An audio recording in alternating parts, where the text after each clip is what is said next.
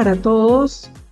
Bienvenidos a esta primera clase en la Cátedra de Derecho Internacional. Mi nombre, que soy la docente que los va a acompañar en el desarrollo de la cátedra, es Fanny Ramírez. Ejerzo como juez de la jurisdicción civil, como juez de primera instancia en lo civil en el estado Táchira, con sede en el edificio nacional. Y además, pues, doy clase en la Universidad Católica desde el año 2003.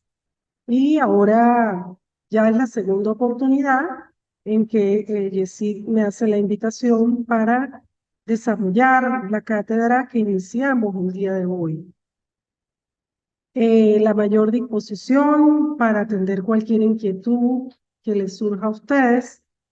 Van a tener a disposición en la página, en el aula, el material con relación a cada temática que se vaya desarrollando. La modalidad de evaluación serán 3 ensayos. Uno, primer ensayo que ya indicaré sobre los aspectos que van a desarrollar allí, que será, no puede ser mayor porque es un ensayo de 3 páginas. Y un segundo ensayo también con un límite de 3 páginas, es de corte analítico, sin necesidad de introducciones ni conclusiones, simplemente donde ustedes hagan un esfuerzo de análisis sobre la temática a la que se les proporcionará y ustedes darán lectura y previamente se haya desarrollado pues en la clase. Cada uno de esos tendría un valor de 30 puntos y un último ensayo de un valor de 40 puntos para la totalidad de 100. Esa sería la forma de evaluación. Bien, sin mayor preámbulo, les reitero la bienvenida a todos los que se han ido conectando y a todos los que ingresen con posterioridad. Vamos a dar inicio a nuestra cátedra, la cual consta, como lo pueden observar en el programa, de 4 unidades. En la primera unidad, a la que vamos a desarrollar el día de hoy, es la teoría general del derecho internacional privado. En la segunda unidad trataremos la jurisdicción, el derecho aplicable y el reconocimiento de sentencias. Y en la tercera unidad versa sobre el derecho procesal internacional. Tenemos una unidad del arbitraje y por último las excepciones a las reglas generales de competencia en lo civil y en lo mercantil. Bien, como ya señalé, hoy nos corresponde abordar la teoría general del derecho internacional privado. Y surge la pregunta, ¿cómo podemos entender en la actualidad el derecho internacional privado? Pues como un conjunto de normas que ante la situación de hecho donde se encuentren involucrados elementos extraños, esa norma me va a determinar cuál es el derecho aplicable ante un conflicto de ley o cuál será la jurisdicción que resulte competente para resolver ese conflicto en un ambiente determinado, en una relación determinada. Para que comprendamos mejor esa definición a la que yo acabo de hacer mención, podemos imaginarnos lo siguiente. Una persona que desde su casa, sin necesidad incluso de hacer el traslado físico a otro país, se conecta aprovechando el uso de las nuevas tecnologías y logra contratar con otra empresa para la prestación de un servicio determinado que tiene su domicilio en China. Firma el contrato ya desde su casa, lo suscribe y desde allí comienza una relación jurídica producto de ese contrato con esa empresa domiciliada en China. Pero resulta que el objeto es el envío de las mercancías y entonces la empresa con la que ha contratado obliga a su vez que esas mercancías vengan aseguradas mediante un contrato que debe suscribir la persona que está en Venezuela con una empresa inglesa de origen inglés, domiciliada en Inglaterra. Fíjense ustedes, allí hemos vinculado tres ordenamientos jurídicos en el ejemplo que manejamos.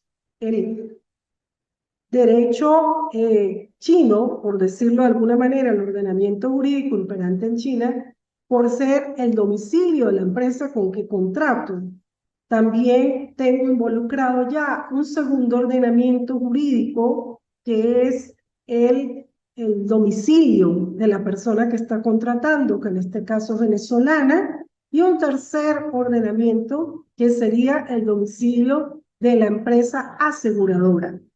Entonces, allí va a ser la norma de derecho internacional privado, la que denominamos norma de conflicto, la que me va a indicar cuál es el ordenamiento jurídico que yo debo aplicar como juez en el momento en que surja una controversia o se suscite un litigio por ocasión de la ejecución de ese contrato. Entonces, allí es donde entra en juego el derecho internacional privado a señalarlos cuál es el ordenamiento jurídico competente para resolver el asunto. Imaginémonos algo tan sencillo como una letra de cambio que se gira en Nueva York y se establece como lugar de pago Venezuela. En ese caso, tendremos a la hora de que se presente un conflicto vinculado al incumplimiento con el pago en la obligación, tenemos que determinar los jueces cuál será el derecho que debo aplicar a la hora de resolver esa controversia. El derecho venezolano, que es el derecho donde se estableció el pago en la letra de cambio, o el derecho donde se giró el título valor. Entonces allí es el derecho internacional privado el que me va a decir cuál es la norma que debe aplicarse. Entonces, partiendo de estos supuestos de hecho a los que he hecho, valga la redundancia, relación para visualizar mejor el campo de aplicación de esta rama del derecho, vamos a señalar en primer término cuáles son los presupuestos necesarios para que tengamos derecho internacional privado. En primer lugar, tenemos que hablar de un presupuesto de naturaleza sociológico y en segundo lugar, un presupuesto de carácter jurídico. De naturaleza sociológico, ¿por qué? Porque para que tengamos derecho internacional privado, fue necesario que se establecieran relaciones jurídicas o que surgieran vinculaciones entre personas naturales o jurídicas que se movilizan. ¿Y por qué? Porque el hombre es un ser social por naturaleza. Lo aprendimos desde que comenzamos nuestros estudios de derecho. El hombre es un ser social por naturaleza y tiene ese carácter cosmopolita. Es un ciudadano del universo. Y en ese sentido, en un primer momento, para que pudiéramos entender el derecho internacional privado, era necesario para entablar esa vinculación entre dos ciudadanos pertenecientes a dos estados soberanos que se hiciera la movilidad física. Actualmente, ni siquiera eso es necesario, por cuanto la implementación de las tecnologías nos permite que sin necesidad de trasladarnos físicamente, podamos conectarnos y vincularnos con una persona natural o jurídica que se encuentre en otro estado soberano. Entonces, ese es el primer elemento o el primer presupuesto que se requiere para que podamos tener derecho internacional privado. Esa movilidad propia del hombre, que lo permite conectarse. Y luego tenemos el presupuesto jurídico que se origina cuando producto de esa vinculación es necesario que surja esa relación jurídica donde van a entrar en juego dos o más ordenamientos jurídicos, como lo vimos en los supuestos de hecho, los que hice alusión, y que van a entrar en juego a la hora de determinar cuál es la norma que nos va a aportar la solución para un conflicto que se suscite en esta vinculación que se ha producido. Entonces, dos presupuestos para que tengamos derecho internacional privado. En segundo lugar, vamos a hablar de lo que es el objeto del derecho internacional privado. El derecho internacional privado tiene como objeto solucionar los conflictos que se presenten cuando se vinculan en ese conflicto diferentes elementos extraños o conexión con ordenamientos jurídicos. ¿A través de qué nos va a permitir solucionar? Primero, con la aplicación del derecho material que va a solucionar esa controversia.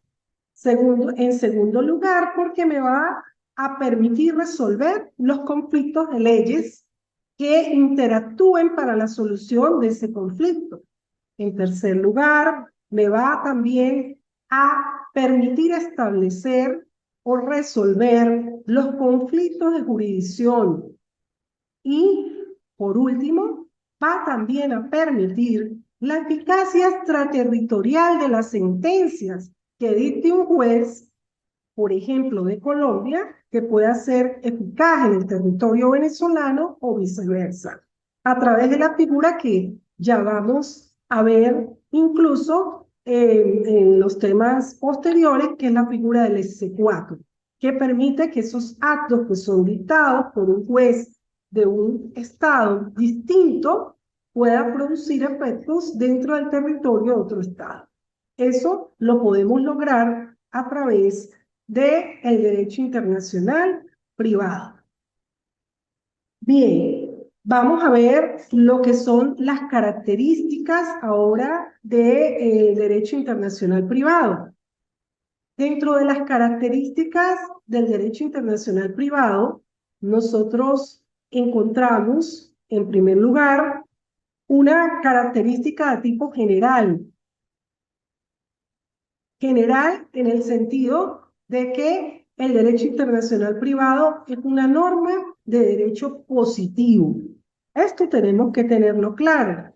Es una norma de derecho positivo porque algunas corrientes al comienzo de la que se fue gestando esta disciplina del derecho internacional privado, suponían que se trataba de una rama del derecho fundamentada en principios, en ideales, y no es un derecho positivo porque está compuesto por un conjunto de normas que, si bien no fueron sistematizadas desde el comienzo, en la actualidad ya tenemos cuerpos legislativos que han permitido sistematizar estas normas de derecho internacional privado a través de las distintas convenciones que vamos a ver en los posteriores temas que han surgido. La Convención de La Haya, de Montevideo, todas estas convenciones han recopilado los tratados internacionales, estas normas de derecho internacional privado que van a permitir la solución de estos conflictos.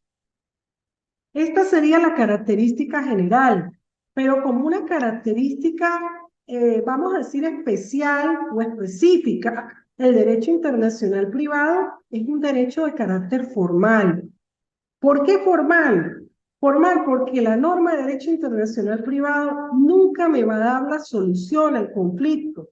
Por eso no la puedo equiparar a una norma del derecho civil o del derecho procesal civil, donde en el derecho civil nos dice la solución. Por ejemplo, cuando usted va a demandar un interdicto de amparo, ya la norma de derecho civil le señala cuáles son los presupuestos. Usted tiene que tener posesión legítima del inmueble, por ejemplo, para poder demandar o solicitar ese interdicto. Al igual que en el Código de Comercio, se establecen los requisitos que debe llenar una letra de cambio. El derecho internacional privado no es así porque no es derecho material, como el Código Civil, como el Código de Comercio, que son derechos de contenido material. Aportan la solución. En el derecho hablamos de formal porque solamente me va a indicar o le va a señalar al juez cuál es la norma que va a permitir solucionar ese conflicto. Entonces, me va a señalar ante tal situación la norma que permite solucionar esta controversia es la siguiente. Eso es la diferencia, como lo sabemos, entre una norma de derecho formal o de derecho material. Entonces, ante la vinculación de dos ordenamientos, como en el caso de la letra de cambio que fue emitida en Nueva York, ¿verdad? Para ser establecido el pago en la letra o domiciliar al librado y establecer como lugar de pago Venezuela. En este caso, la norma del derecho interno, donde voy a buscar esa norma del derecho internacional privado, me va a decir, bueno, si hay un conflicto, usted debe revisar el derecho de Estados Unidos, del estado de Nueva York, donde se emitió ese título o valor, para ver si el título cumple con los requisitos exigidos en esa legislación. ¿Por qué? Porque la propia norma me dice que quien determina el derecho aplicable es exactamente el del lugar, ¿verdad? Donde fue emitida ese título o valor. Y entonces, así vamos a ir encontrando dentro del propio derecho, en el caso nuestro, contamos con una ley de derecho internacional privado del año 98, que nos va a permitir establecer incluso la orden de prelación que tenemos los jueces para poder decidir una controversia donde esté involucrados varios ordenamientos jurídicos. Bien, luego también avanzando, ya hablando de las características que las hemos desarrollado, podemos entrar a considerar cuáles son los fundamentos que sirven de cimiento, de sustento para esta rama del derecho internacional privado. Y los vamos a dividir en tres grandes grupos: unos fundamentos extrajurídicos, unos fundamentos jurídicos y otros de corte político. Dentro de los fundamentos extrajurídicos, en primer término, tenemos que hablar de la llamada doctrina de la Comitium Gentium. Y también dentro de esto, la doctrina de la reciprocidad. Comita Gentium y reciprocidad son los fundamentos extrajurídicos. Fíjense, la doctrina de la Comitium Gentium es desarrollada por la Escuela Estatutaria Holandesa aproximadamente entre el año 1636 al 1647. Sus principales propulsores son Huber, Pablo Boer y su hijo Juan Boer. ¿Qué me define esta doctrina? Dice, bueno, cuando el juez se encuentra ante un conflicto donde están involucrados varios ordenamientos jurídicos y debe aplicar necesariamente una norma de derecho extraterritorial, es decir, tiene que salir de sus propios estatutos porque va a aplicar una norma, por ejemplo, en Venezuela, del derecho colombiano para poder resolver ese conflicto, porque así se lo señala el derecho internacional. Esa aplicación que hace el juez cuando no hay una norma en concreto que me permita resolver, porque no hay una obligación internacional determinada, en este caso lo va a hacer por un principio de cortesía internacional. Inclusive hablaban en ese momento de urbanidad, de un sentido de cortesía entre los países, de un sentido de justicia para poder resolver el conflicto, incorporando ese juez una norma que le es extraña en su ordenamiento jurídico, pero que debía resolverlo de esa manera, de conformidad con ese principio de la doctrina de las comitas gentium o cortesía internacional. Eso, por supuesto, la escuela estatutaria holandesa ha sido superada ya como fundamento del derecho internacional privado, y luego hablamos o entramos dentro de estos postulados extrajurídicos en lo que nos proporcionó la doctrina de la reciprocidad, que fue sustentada básicamente por la escuela francesa, principalmente por el Código de Napoleón en el 1804, porque el Código de Napoleón en su artículo 11 señalaba que el extranjero gozaría en Francia de los mismos derechos que a los franceses les fueran reconocidos en ese país del cual proviniera el extranjero. Entonces, era prácticamente la aplicación de aquella fórmula que nosotros vimos en el derecho romano, donde nos señalaban el dúo es, doy para que me des. Entonces, si tú me das, yo te reconozco, pero si no me das, no te reconozco nada. Era la doctrina de la reciprocidad, pues que también fue duramente criticada, principalmente ¿por qué? Porque no puede someterse la solución de un conflicto a que se me reconozcan esos derechos en igualdad de condiciones en otro estado, cuando estén en juego, por ejemplo, los derechos humanos, los principios generales del derecho, ¿verdad? Y además la ya renaciente comunidad internacional que hacía que se superara esto, puesto que se debe ir a las soluciones justas donde hayan casos análogos, independientemente de que esa norma también sea reconocida en el otro estado. Pero la intención es que por principios, cuando estén en juego derechos humanos, principios generales del derecho, debe resolverse de una forma unánime y esta doctrina, la reciprocidad, pues obviamente no lo permitía. Avanzando, llegamos a los fundamentos jurídicos que nos los proporciona la doctrina de los derechos adquiridos, que todavía tiene aplicación hoy en día, cuyos padres son la Escuela de Inglaterra. ¿Qué proponía la Escuela de los Derechos Adquiridos? Fíjense, imaginémonos el caso de una madre que está residenciada en Estados Unidos y él tiene su hijo con ella en Estados Unidos, pero que el padre está residenciado en Venezuela y es un niño al que el ordenamiento jurídico venezolano, sabemos, le reconoce el derecho de la obligación de manutención que debe ser compartida entre ambos padres, no solamente por la madre. Entonces la madre tiene en ese caso el derecho a demandar la obligación de manutención y cuando ese padre incluso se movilice o se encuentre en Estados Unidos, podría demandarlo por esa obligación de manutención, porque ese es un derecho que le es reconocido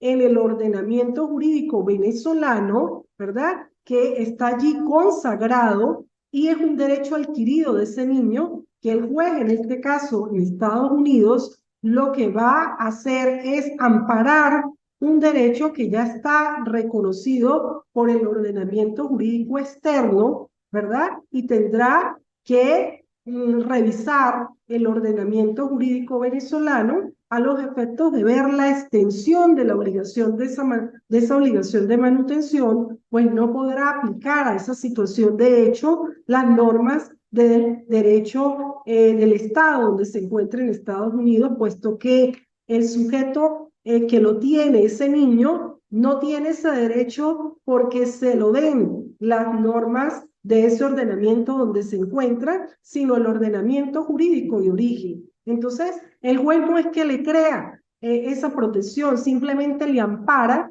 lo que ya tiene reconocido en su ordenamiento de origen y esta doctrina que básicamente la propulsa el derecho inglés todavía actualmente es reconocida por muchos países en el mundo, inclusive por el nuestro. Luego tenemos como fundamento del derecho internacional la comunidad jurídica internacional, que es una doctrina que propician los alemanes. ¿Quién propicia esta doctrina de la comunidad jurídica internacional?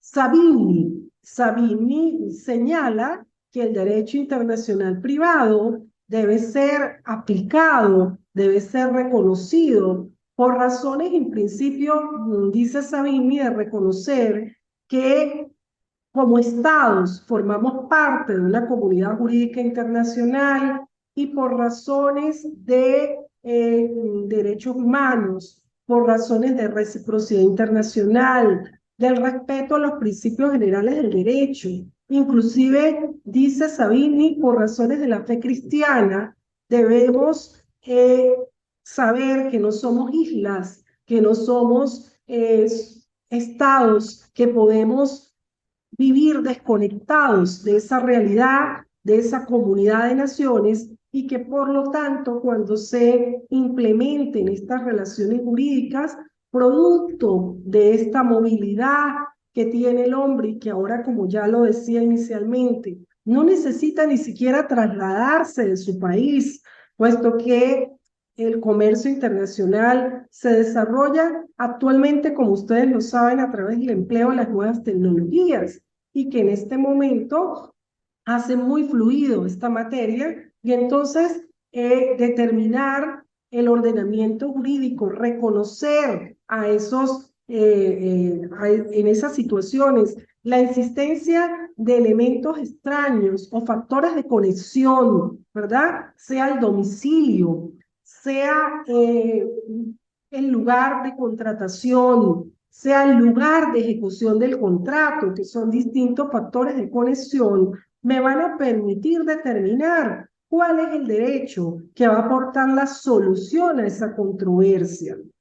Entonces, por supuesto que el juez que va a desarrollar, no es que estamos obligados a conocer el ordenamiento jurídico de todos los países de la comunidad internacional, que imposible. O sea, es verdad que tenemos las disciplinas del derecho comparado, pero bueno, a veces tenemos que especializarnos dentro del mismo derecho interno. Imagínense cómo sería conocer la solución, pero cuando surge este tipo de conflictos, como lo vamos a ver más adelante, y la parte que demanda la aplicación de la solución de esa controversia debe proporcionar al juez el derecho, las normas que resultan aplicables conforme al derecho internacional. O sea, si conforme a la norma de conflicto, que es la del derecho internacional, esa norma formal, me dice, en esta situación usted debe aplicar el derecho colombiano,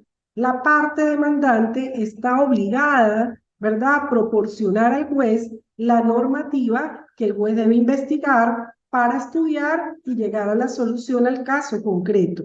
Porque imagínense cómo para saber nosotros la solución que puede dar hasta una determinada relación jurídica, un determinado contrato, el derecho, por ejemplo, alemán o el derecho inglés, que son ordenamientos jurídicos completamente distintos al nuestro. Entonces, comprender que ese es el sentido de que si bien no nos podemos apartar en esta comunidad jurídica internacional, como lo dice Savini, porque somos parte de ella y porque ahora hay una velocidad en las comunicaciones que la propician el empleo de las tecnologías y que cada día van surgiendo vinculaciones en mayor grado y son más fuertes cada día, pues saber que en el momento en que se vinculen distintos factores de conexión, va a ser la norma de derecho internacional privado la que nos va a señalar cuál es el derecho que debemos aplicar para dar la solución a esa controversia. Esto en cuanto a los fundamentos jurídicos, pero después tenemos el fundamento político que lo proporciona la escuela italiana, liderizada por Mancini. ¿Qué nos dice la escuela italiana como fundamento del derecho internacional privado? Bueno, el fundamento es la nacionalidad. Mancini tiene una concesión bastante reducida en este sentido para la actualidad, por cuanto él entendía que las leyes que dictan los estados son hechas para sus nacionales y deben ser aplicadas esas leyes indistintamente del lugar donde se encuentren, por lo que él no concebía que a un nacional de un Estado soberano se le aplicara la ley de otro ordenamiento jurídico diferente, puesto que él siempre debería ser juzgado y deberían ser resueltos las controversias conforme a la territorialidad de la ley, es decir, a la ley que fue creada para los ciudadanos de esa nación. Esta doctrina, por supuesto, ha sido superada en la actualidad. En primer lugar, porque la nacionalidad como factor de cohesión, y lo van a ver ustedes cuando revisen la misma ley de derecho internacional privado nuestra, ya ha sido superada por el domicilio. ¿Por qué? Porque ahora actualmente sabemos que hay, en principio, personas que pudieran llegar a perder su nacionalidad y quedar como los famosos apátridas. Sí, o sea, que es la terminología que se utiliza para señalar a aquel que se queda sin nacionalidad. ¿Cómo resolveríamos en ese supuesto ante una persona que no tiene nacionalidad si aplicáramos la doctrina de Mancini? Y en otro supuesto, que es el que más se da en la actualidad, tenemos personas que gozan hasta 2 y 3 nacionalidades. Entonces, ante una situación de derecho internacional privado, donde esa persona se vincule, ¿qué derecho aplicaría el juez si esa persona tiene 3 nacionalidades? Si se estableciera esta doctrina de Mancini como factor de conexión la nacionalidad. Entonces ha sido superada en definitiva, y la que pudiéramos decir que tiene mayor aplicación actualmente es la de la comunidad internacional, que sustentó la doctrina alemana a través de la posición de Mancini. Entonces, de conformidad con los fundamentos que hemos venido desarrollando, nosotros pudiéramos señalar que el derecho internacional privado es aquel conjunto de normas de carácter positivo y formal que ante un supuesto de hecho donde estén vinculados distintos factores de conexión o elementos extraños, permiten la solución de un conflicto de leyes o de un conflicto de jurisdicción. Ahora bien, el derecho internacional privado, sin duda alguna, encuentra vinculación con las demás ramas o con algunas ramas del derecho, con unas más que otras. Y en el programa, como pueden ver, habla sobre la vinculación con el derecho interterritorial. Este derecho interterritorial está o tiene su aplicación en mayor medida en los estados federales. Como ustedes saben, por ejemplo, en los estados que conforman los Estados Unidos de América, que es un estado por naturaleza y en esencia federal, cada estado de la Unión tiene incluso su propio ordenamiento jurídico interno. Entonces, a la hora de que un ciudadano americano se vincule con otra persona americana también, ubicada en otro estado de los Estados Unidos, por ejemplo en Nueva York, donde el derecho interno de Nueva York sea diferente en cuanto a la normativa civil al derecho, por ejemplo, de Miami. Entonces allí será el juez un poco sirviéndose de la técnica que nos proporciona el derecho internacional privado, el que buscará la norma de conflicto para saber cómo va a solucionar esta situación y qué derecho de este interterritorial, porque tienen autonomía para crear sus propias normas jurídicas, su propio ordenamiento jurídico, por supuesto que tienen un derecho federal que es aplicable para todos los estados de la Unión, pero ustedes lo ven nomás en materia penal, como hay estados que contemplan la pena de muerte y otros estados no la tienen. Entonces, ellos tienen esa posibilidad, y es cuando se habla del derecho interterritorial. Entonces, pudiera ser que una misma situación jurídica esté regulada en esos derechos internos de manera diferente. Y allí será el juez el que le corresponde solucionar el conflicto que se suscite por la vinculación de estos dos ordenamientos jurídicos, encontrar la solución a través de esta norma de conflicto. Bien, eso en cuanto al derecho interterritorial, pero también encontramos que hablamos de un derecho interpersonal. Este derecho interpersonal tiene que ver sobre todo con aquellos países donde el derecho se aplica de conformidad con la existencia de castas, de tribus. Imaginémonos en el derecho, en aquellas ramas del derecho internacional privado, donde la aplicación de las normas jurídicas depende de la condición de las personas, de los pueblos indígenas, como los árabes, los hindú, donde ellos tienen diferentes ordenamientos dependiendo incluso de la religión que profesen, entonces van a aplicar unas normas diferentes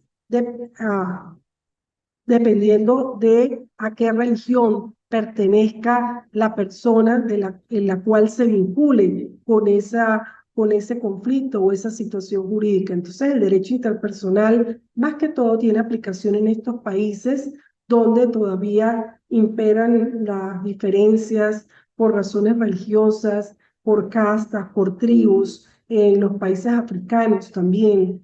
Eh, en Venezuela quizás tenemos un vestigio en nuestra constitución donde se dice que se respetará el derecho de las comunidades indígenas para resolver los conflictos que surjan en estas comunidades donde ellos tienen su derecho, vamos a decir, autóctono y que originario y que se respeta este derecho, por supuesto, siempre y cuando no colida con los derechos humanos y los derechos constitucionales contemplados en el texto fundamental.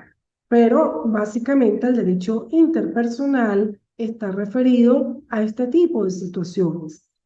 Luego tenemos con el derecho internacional público. En el derecho internacional público, con el derecho internacional privado, sí que existe una fuerte vinculación. En primer lugar, porque si bien sabemos que el derecho internacional público regula las relaciones entre los diferentes estados que conforman la comunidad jurídica internacional o los llamados sujetos internacionales, cada día esta brecha se va haciendo menos sólida y se va dando apertura a que en un momento el derecho internacional público se cruce con el derecho internacional privado, cuando inclusive se permite muchas veces que las personas naturales puedan acudir a los órganos internacionales por conflictos originados frente al Estado, cuando ya sus propias normas internas no permiten resguardar sus derechos. Entonces puedan acudir a los llamados tribunales internacionales. Entonces aquí, fíjense cómo la brecha se va debilitando entre estas ramas del derecho, porque ya no solamente va a tutelar ese derecho internacional público, relaciones simplemente entre estados autónomos, independientes o entre sujetos internacionales. Y si bien sabemos que por las fuentes, todo lo que tiene que ver con la elaboración, con el diseño de los tratados internacionales, tiene que ver con el derecho internacional público, los tratados que suscriben los diferentes estados entre sí, que luego son incorporados mediante el procedimiento interno establecido por cada estado al ordenamiento jurídico interno. Las normas, una vez que estos tratados se aprueben, las normas en materia civil, en materia comercial que contienen estos tratados, por ejemplo, para regir el comercio internacional, en definitiva, van a ser normas de derecho internacional privado. Los principios generales del derecho, de que también utiliza el derecho internacional público y los derechos humanos, son fuentes de las que también se sirve el derecho internacional privado.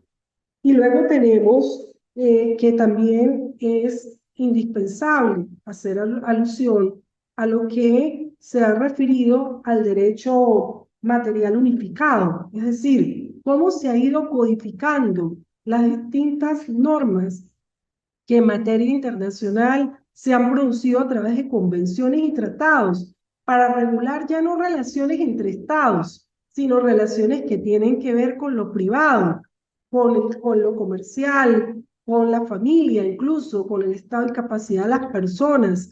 Y en este caso, ese derecho material unificado, se han dado convenciones, sobre todo en la Unión Europea, que ha tratado de establecer un derecho unificado para todos aquellos países que conforman esa Unión Europea en materia comercial. Tenemos ejemplo también, hasta hace poco, en que nosotros éramos parte en las decisiones que podía tomar la CAN, la Comunidad Andina de Naciones. Entonces, era un organismo internacional que a través de las decisiones que dictaba eran acatadas o son acatadas todavía por los países que forman parte de la Comunidad Andina de Naciones, sobre todo en materia comercial, en materia de patentes, de industria y comercio, de marcas, que se produjo unas decisiones importantes en esta materia. Entonces, también, por ejemplo, algunos organismos internacionales, como inclusive las cámaras de comercio internacional, que van produciendo decisiones que sirven como jurisprudencia de una u otra forma para orientar el criterio de la aplicación de estas normas de derecho y que, como ya lo dije, este derecho material unificado va a permitir que haya una actualización en cuanto a la solución de los conflictos que surjan cuando estén vinculados distintos factores de conexión. Por último, también tenemos que señalar que el derecho comparado es importante, es una fuente esencial para el derecho internacional privado cuando se va produciendo la sistematización y se va haciendo la comparación, cómo se regula una misma situación relativa al estado de capacidad de las personas, a el comercio entre diferentes latitudes. El derecho anglosajón, cómo lo resuelve el derecho francés, cómo lo resuelve el derecho alemán, qué solución aporta el derecho español. Vemos cómo en disciplinas como la nuestra, en el derecho internacional privado, vamos revisando este derecho comparado que nos va aportando, por ejemplo, el derecho civil o el derecho procesal para revisar situaciones. Por ejemplo, cuando damos el pase a las sentencias de divorcio que se dictan en otros estados para hacerlas valer aquí, porque los sujetos de esa relación que fue juzgada eran personas venezolanas y Vamos a leer el cuarto caso, por favor, que, compañeros. que tenga efectos dentro del ordenamiento jurídico interno. Jorge acude a su despacho y dice que ha sido molestado en la posesión de un inmueble por Pedro, y usted pone una demanda de amparo posesorio. Al contestar, el demandado presenta como medio probatorio la escritura de compraventa del inmueble. Ha solicitado testigos que acrediten que él es el legítimo dueño del predio. Ha solicitado que se oficie al municipio para que se remitan las cartas de pago predial y a las oficinas de servicios básicos para que remitan el pago de estas. Ahí hay que también determinar objeciones. Yo creo que igual las pagas no siendo ni útiles ni pertinentes, porque en el... Ya yo... ¿Ya? Sí, ya. Bueno, disculpen ya casi voy a terminar. Disculpen la interrupción que se suscitó. Para ya concluir, hablaba de que es importante lo que nos aporta el derecho comparado a las horas de la solución de los conflictos donde estén vinculados distintos ordenamientos, sobre todo cuando les colocaba el ejemplo. Fíjense que los jueces superiores, cuando van a dar el pase a través del exequatur a una sentencia que se ha dictado en materia de divorcio en otro estado, pero que los cónyuges son venezolanos, el juez tiene que revisar la sentencia que dictó, por ejemplo, el juez en Estados Unidos y verificar primero si hay una convención que permita la aplicación de ese derecho en nuestro país. Y si no hay convención, vamos a aplicar la prelación de las fuentes que regula la ley nuestra de derecho internacional privado y que nos va a decir cómo tenemos que dar la solución. En este caso, pues como lo vamos a ver más adelante, si hubiese sido contencioso, le corresponde ese procedimiento civil para poder pasar esa decisión, conocer ese secuatro a la sala de casación civil.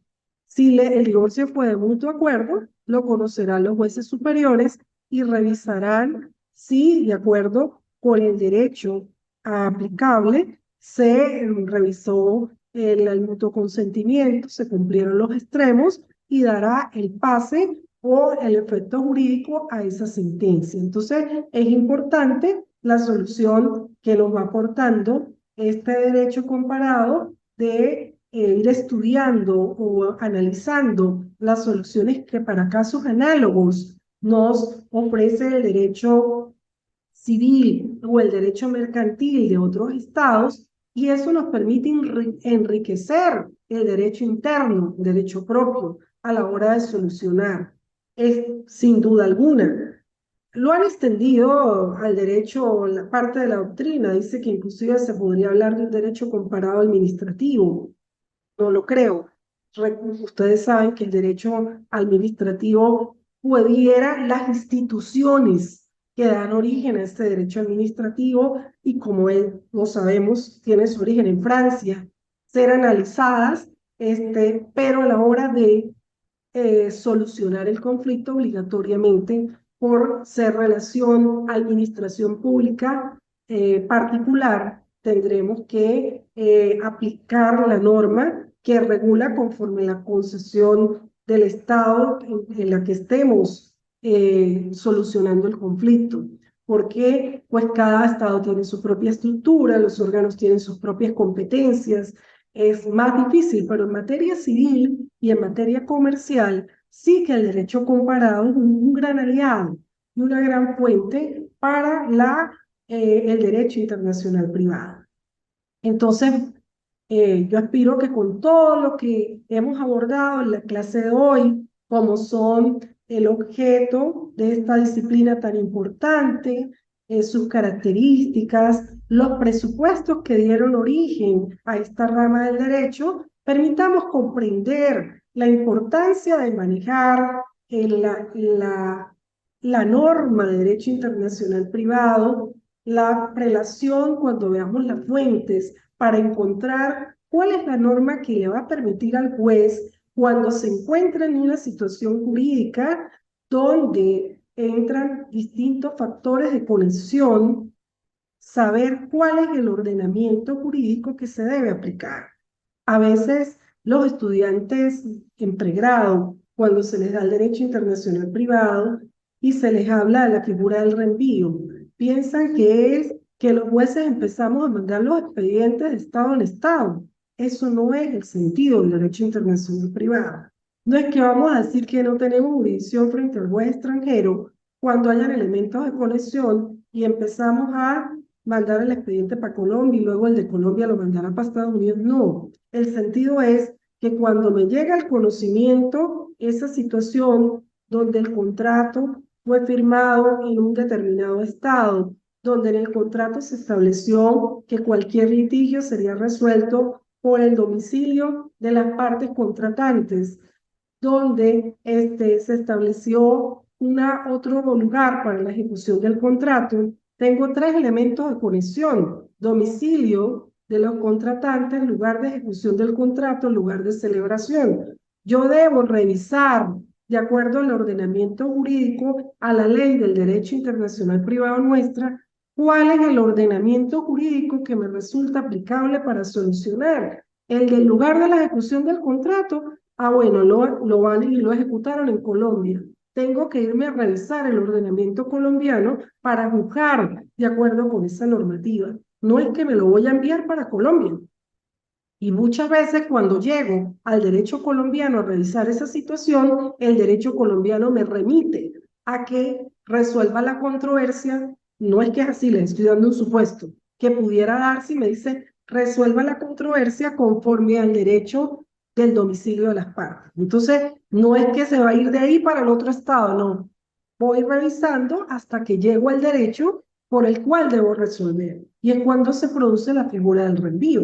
Entonces, ver cómo interactúan diferentes factores de conexión, diferentes disciplinas, el derecho comparado, el derecho internacional público a través de los tratados, como lo vamos a ver de las convenciones, que nos sirven de puente para poder determinar el derecho material aplicable, y en definitiva el juez puede decir, bueno, este conflicto lo resuelvo por esta ley de este estado, o en el conflicto ya de jurisdicciones, pues saber, por supuesto, cuando se trata de un conflicto de jurisdicción, sí debe declarar que no tiene jurisdicción frente al juez extranjero.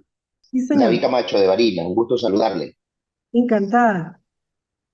Profesora, yo estaba viendo su disertación sobre la teoría Mancini, ¿no? De la nacionalidad, Ajá. y me vino a la mente el caso de los presos políticos nicaragüenses que fueron expulsados por Ortega, por el gobierno de Nicaragua, y a los cuales él le quitó incluso, los expulsó sin la nacionalidad, les quitó la nacionalidad. ¿Cómo quedarán ellos ahí? ¿Quién les presta una nacionalidad? ¿Cómo se hace? En Por eso caso que te se tengan digo, que resolver conflictos el de caso este de tipo, Nicaragua no tiene nada que ver con el derecho internacional privado, porque es algo sino del derecho público. internacional público, violación de derechos humanos.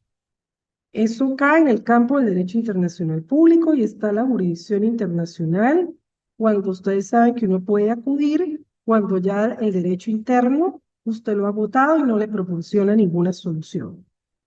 Ese. Pero efectivamente, hay casos en que una persona se queda sin nacionalidad y si se vincula mediante un contrato, que es lo que nos interesa a nosotros como de rama de derecho internacional privado, por ejemplo, no pudiéramos, si aplicáramos esa concesión de Mancini, determinar cuál sería el derecho o el ordenamiento jurídico que tendría que dar la solución a esa relación jurídica con ese contrato donde se vinculó ese señor que no tiene nacionalidad.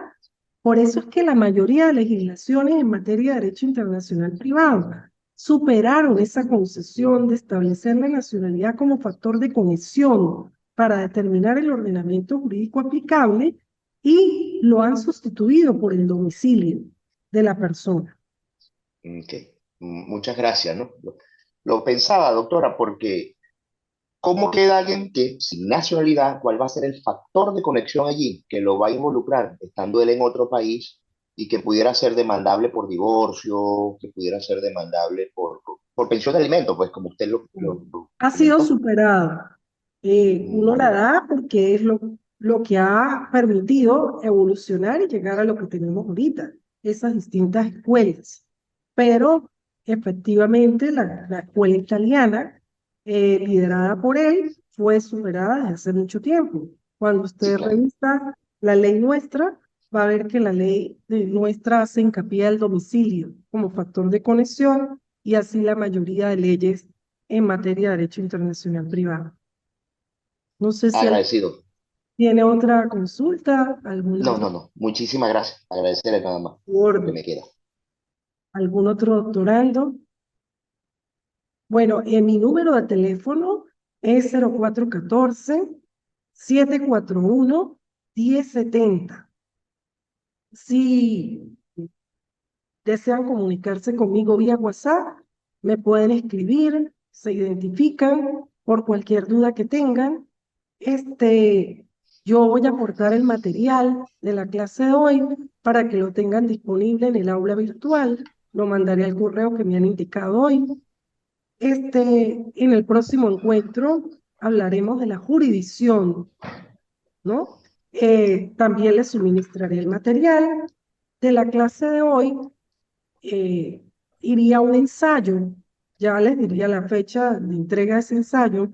Ese ensayo no deben hacer la introducción, los ensayos no llevan introducción, no llevan bibliografía, no llevan conclusiones, simplemente un análisis, un papel de trabajo de 3 hojas en el que pueden hacer citas cortas, no mayores de 40 palabras, con referencia al final de la página, es decir, a pie de página, suficiente. Y para eso pueden leer el material que les envíe y hacer su análisis respectivo. Buenos días. Buenos días. Aquí todavía estoy yo en Buenos Días en Ecuador. Un gusto saludarles a todos. ¿Cómo está, doctor Fanny? ¿Cómo le va? Pablo Mendoza. Fíjense que, en primer lugar, el hecho de que yo esté aquí en el Ecuador pues, me hace ver bastantes casos de estos, aunque estoy trabajando directamente en la academia, ¿no? Aquí en la Universidad de Otavalo y en otras áreas, derecho administrativo, derecho ambiental, pero me corresponde estar como coordinador del Centro de Mediación aquí de la Universidad de Otavalo. Y Que fíjate bueno, que eso, el tema de mediación y el tema de las actas, en el tema de pensión de alimentos, como llaman acá pensión alimenticia, pues involucra esta situación de derecho no privado, desde el punto de vista de que podemos tener a una madre colombiana que está en Ipiales, a 1 hora y media de acá, a un padre venezolano que estuvo en el Ecuador durante mucho tiempo, algunos se quedan, otros se van, y finalmente, por audiencia telemática que se hace en el centro de mediación, aparecen las dos partes con sus abogados e invocan los ordenamientos jurídicos de cada país. El uno invoca el colombiano, el otro el ecuatoriano, perdón, el venezolano, y nosotros tenemos aquí que aplicar también una normativa ecuatoriana. Estaríamos bajo una tridimensión allí que generalmente necesitaríamos aplicar las teorías actuales, cuál sería el criterio aplicable. Obviamente el principio de interés superior del niño, el principio de proporcionalidad para verificar cuál es el mejor derecho que satisface las necesidades del niño o la niña. Y solamente por comentar eso, y por supuesto no podía perder la oportunidad de saludarles a todos. Gracias, doctora. muy bien, le felicito. Esa parte de la mediación, y yo la he dado también como materia, es una herramienta importantísima para solucionar los conflictos, un medio de resolución de conflictos que lamentablemente en el caso nuestro, pues no ha habido un desarrollo de la mediación desde el punto de vista extrajudicial. Sí la hay, pero ya en el proceso judicial, es el propio juez de mediación que la tiene encomendada. Pero fíjese, usted ha hecho alusión a un caso donde se le han vinculado 3 ordenamientos jurídicos como factores de conexión. Y allí pues habría que determinar en el derecho, en la norma de derecho internacional del Ecuador. No sé si ustedes tienen una ley de derecho internacional privado como nosotros, o la convención que insista con los países involucrados que le determine en esos casos cuál es el derecho que deben aplicar. El derecho del domicilio de los padres actuales o del domicilio del niño a los fines de tutelar, pero lo importante es que allí entraría en juego, fíjese, lo que aplicamos de los derechos adquiridos. Eso es un derecho que, si se trata de un niño venezolano, tiene reconocido en el ordenamiento jurídico de origen, y que en este caso el derecho ecuatoriano lo que va a hacer es amparar algo que ya está reconocido y tutelar ese derecho que ese niño ya tiene. Entonces, usted ha colocado, ha puesto en la palestra un caso que se debe dar seguramente con mucha frecuencia y que allí entran esos 3 factores de conexión. Pues bienvenido a Ecuador, no sabía que tenía un alumno de Ecuador. Qué bueno poder interactuar con personas no solamente coterráneas nuestras, sino también de otros países. Claro, de Ecuador, viviendo en el Ecuador, pero tachirense de San Cristóbal, de la Católica. Ya tengo años dando clase aquí. Y de igual manera, así como el tema de los niños, en ese también muy frecuente el tema ya cuando se jubilan, el tema de la jubilación es un tema que en este momento está súper fuerte acá en el Ecuador porque hay personas venezolanas, por ejemplo, que ya tienen es muy distinto el régimen, ¿no? Aplicable. Fíjate que aquí es concurrente tener 65 años y una cantidad de aportaciones que son distintas a las que tenemos en Venezuela, y siempre se nos acercan aquí al consultorio jurídico de la universidad preguntarnos, compatriotas, cómo hacemos, qué aplica el ordenamiento ecuatoriano, aplica el venezolano, y eso solo para colocar ejemplos, ¿no? ¿Tomaron nota, Bueno, alumnos? un placer. Bueno, si no hay más, espero verlos Perfecto. en la próxima clase. Que tengan un feliz fin de semana. Una vez más, muy complacida de haber compartido la mañana de hoy con ustedes. Gracias.